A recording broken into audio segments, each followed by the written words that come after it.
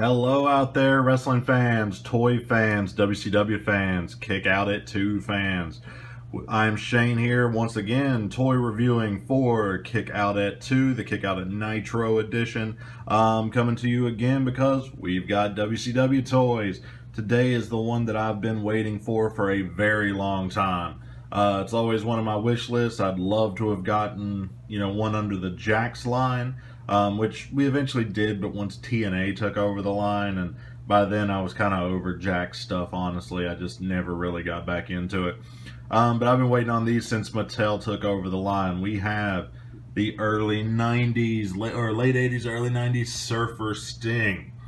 Now, this one is in his Great American Bash 1990 gear, red, white, and blue. Packaging, I love the way that they differentiate this packaging with all the new guys. Austin's had the skulls in the back. Taker's is purple with, the lightning and stuff in the back. You've got the stars and everything looking exactly like his jacket in the background.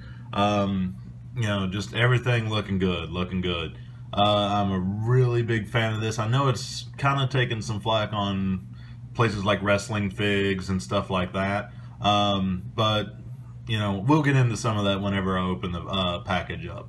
But there's the front of the package, that normal Defining Moments package, but with the Sting Sting stuff in the background. Really good.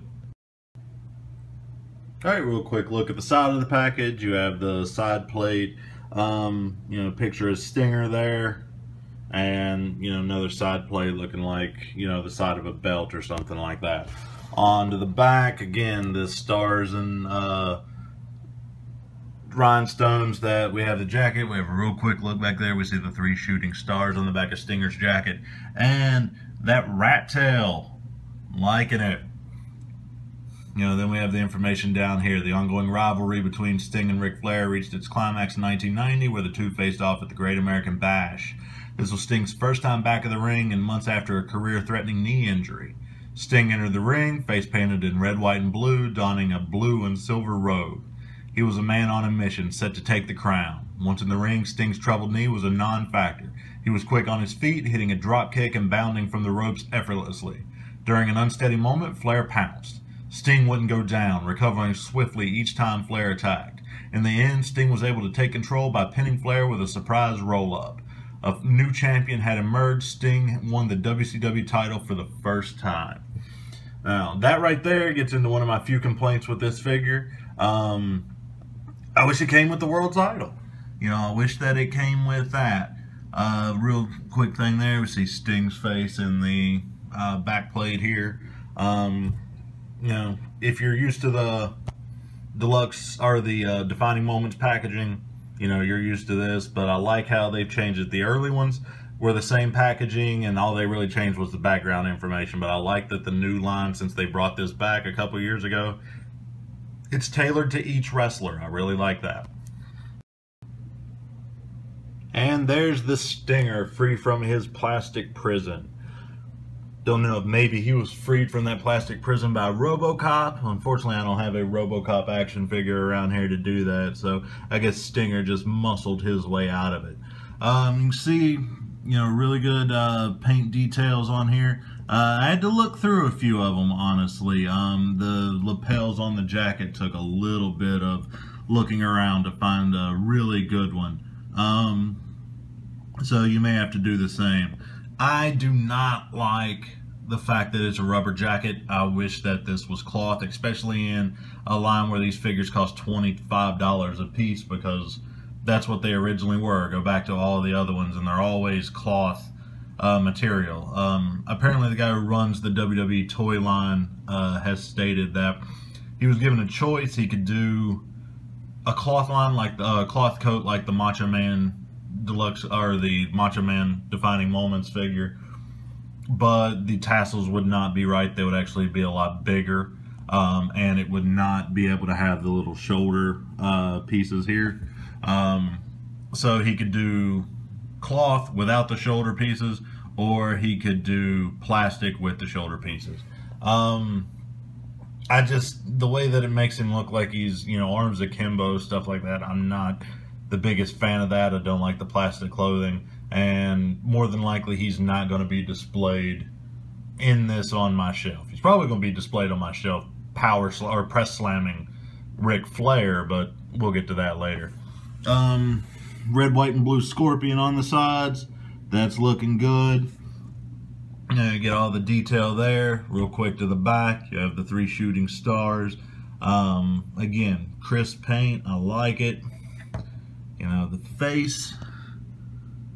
A lot of people have said, especially on wrestling figs, that they don't care much for the face. To me, it's a stinger. You know, I like it. There's not much that's going to make me unhappy about this figure. Speaking of things that have made some people unhappy, right there, the boots. Stinger does not really wear lace-up boots. His kind of have straps. You can see that in the Crow Sting figure. So it's kind of weird they have the right boots. All they had to do was cast these in white. So I'm not exactly certain, you know, why they didn't. It doesn't bother me, honestly. And apparently they're going to make a running change on these to where they're coming out with the right boots after a little bit. Alright, so we have got Sting's jacket off of him. As you can see, it's just got a little tab that holds it on, holds it closed. Word of precaution to those of you who are going to be displaying him without this: it is a pain to get this thing off of him. Because of the way that the jacket holds his arms out, you really have to work to get his arms into a position to where you can slide the jacket off of him. I just had to work one arm off of it, and then, you know, use that once I got that one arm off to get it pulled off.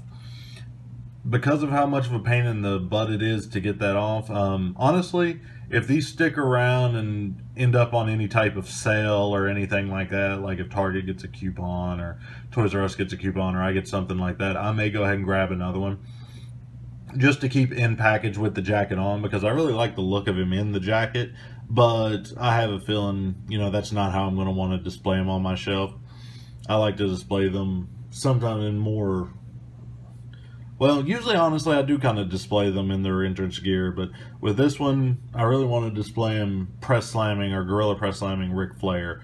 So, we'll see. But I may grab another one. Just those of you who like the look of the jacket, but, you know, also like him like this, it's probably not one of those things that you're going to be able to slip on and off over time, like multiple times. It's kind of a pain.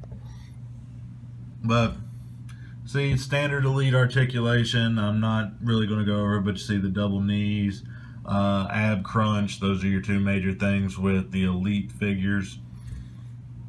You know, everything's looking pretty good there on him. Again, I'm very happy with this figure. Now, if you've seen these videos from me, I like to see if they can do their finishing moves. You know, good facsimile of the Scorpion Deathlock there. Biggest problem, as usual, is the range of motion that these things have on their legs. It's very hard to kind of tuck their legs exactly right to get them into the positions that you want, but not unhappy with the way that he looks in the Scorpion Deathlock. I'm certain if I played with it a little bit more, I would get it looking a lot better. But for real quick, just trying it out, not bad, not bad. Definitely like the looks of it. And if I'm being absolutely honest, this is probably how he's going to sit on my shelf for a while. Really like it.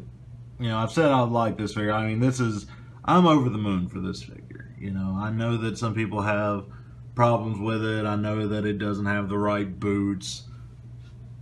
You know, maybe down the line, maybe the one that I buy, you know, that I keep the jacket on, I'll get the one with the right boots. But for their first outing, you know, this is something that honestly I didn't know if I would ever get. I'm very, very happy with this. So, you know, this is probably how he's going to look on my shelf for the most part. Press slamming Ric Flair. Maybe with this ring, see if I can get him to where he's doing something. Maybe slamming Flair off the top turnbuckle. That would be pretty cool. But, you know, this right here, That's probably how he's going to look sitting on top of my shelf or sitting on top of my television set, entertainment center. Alright, so real quick, here's our parting shot. Here are all the stings that we have so far. I'm missing one. I don't have the one that comes in the 2-pack with the Ultimate Warrior, the Then, Now, Forever set. I haven't found that series myself. Robbie has found one, but apparently the sting looked like crap, so he didn't pick it up for me. I do have one coming. You'll see one figure done out of that line whenever I get it this summer. Because that 2-pack has the Dean Ambrose Brian Pillman set. The Brian Pillman is in his 4 Horsemen 1995 gear. So you will see a quick review of that later this summer. But for now, that's the only sting that Mattel's made that I don't have. You haven't seen reviews on these. Unfortunately, this is the first review of sting that I've done because I had the 97 sting well into the time that I started doing these reviews, so I didn't do one on him. You've seen him before in these videos though. This one you're going to see coming up soon. I actually just filmed the intro for it because I wanted to grab it out of the packaging for this shot. You know, I'm not that big on it. I do, you know, like the look of it, but I like the elites more than I do the basics. But you'll see that one a little bit down the line. But you see where he's lining up with them. You have, of course, the Defining Moment Sting. The new one, the new Defining Moment Sting. You have Sting from Elite 39, I believe, which is more of a modern Sting, you know, 2014, 2015 Sting. But there's all our Stings together. I'm liking them all so far. I'm waiting and waiting and waiting, hoping now that we've got these Stings, I want so many more. We've got the basic Sting coming out in the lime green tights with the black face paint and scorpion. You know, I've been vocal on WrestlingFigs.com, you know, with the stuff I want. I want, you know, as many Stings as they'll give me. I've already decided I'm buying every Sting that Mattel purchases.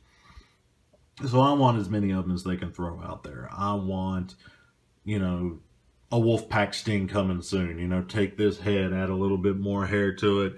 Maybe do a new scan where he's a little bit more smiling.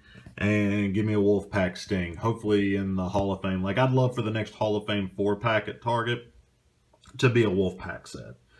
You know, I want the little bit darker haired 96 Stings. 96 is where I'm at in the Kick Out at Nitro stuff right now. You know, probably one of my biggest ones. I'd love a Bash at the Beach set.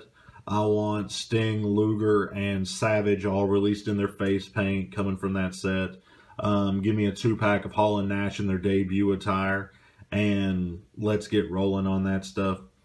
So, Mattel, you know, I know you're not listening, but if somehow down the line this gets passed to you, any and all Stings, start cranking them out. Just give me a Sting in every wave, and I'll be grabbing them.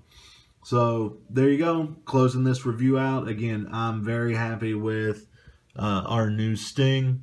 He's going to be a great center point to my collection. Him and Ric Flair facing off, beating the crap out of each other, Scorpion Death Locks or Gorilla Press Slams, depending on how I decide to pose them. But, you know, I'm loving them, so bring them on. That'll do it for this time. I'll be joining you again sometime soon with the Hall and Nash, the Ringside Collectibles sets. I've got that stuff filmed. I just haven't edited it yet. This one's going to come out first because I'm super excited about it and I want it on this site. I'll try to get the Hall and Nash stuff up within the next couple weeks. So until next time, this is Shane at KickOutAt2.com. Have a good one.